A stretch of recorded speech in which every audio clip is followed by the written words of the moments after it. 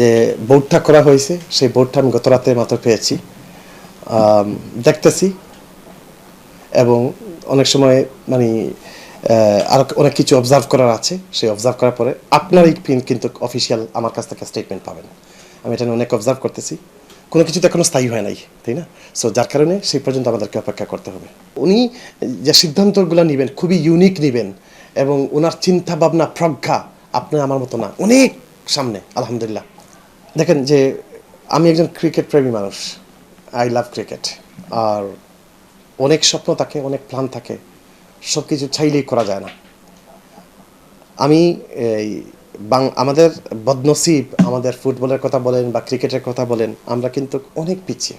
অথবা আমাদের দেশে সেই রকম প্লেয়ার আছে যে প্লেয়ারগুলা যে আজকে যে পুরো ওয়ার্ল্ডে লিড করতে পারতো। কিন্তু আমাদের যে সমস্যাটা হচ্ছে কি আমরা এখানে সঠিক মানে খেলাধুলার নেতৃত্বে আমরা কিন্তু সঠিক মানুষ এখন পর্যন্ত পাই নাই। এখন নতুন যারা আসছে দেখি তারা কি করে, এই এতটুকু বলবো। কারণ আমি সবসময় একটা কথা বলি, যেই দেশে তদবিরবাজি হয়, মামা চাচার যে ফোনে কাজ হয়, সেই দেশে কিন্তু ভালো খেলোয়াড়রা গ্রামের গড়ের একটা গরিবের ছেলে সে কীরকম সামনে আসবে, এটা তো অনেক কঠিন, তাই না? সো এটার জন্য অনেক ট্রান্সপারেন্ট থাকতে হবে সবাইকে। দেখি ইনশাল্লাহ, দেখি না, এখন তো আমাদের নতুন গণতান্ত্রিক সরকার, হয়তো এটা অনেক পরিবর্তন নিয়ে আসবে ইনশাল্লাহ। Hire Google TV. Smart living powered by Homey AI.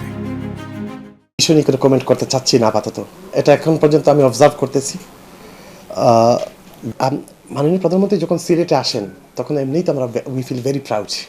আমাদের যে অনেকে বলে উনি আসতেছেন ওনার শ্বশুরবাড়ির মাটিতে, আমরা বলি উনি আসতেছেন এই শাহজালালের মাটিতে।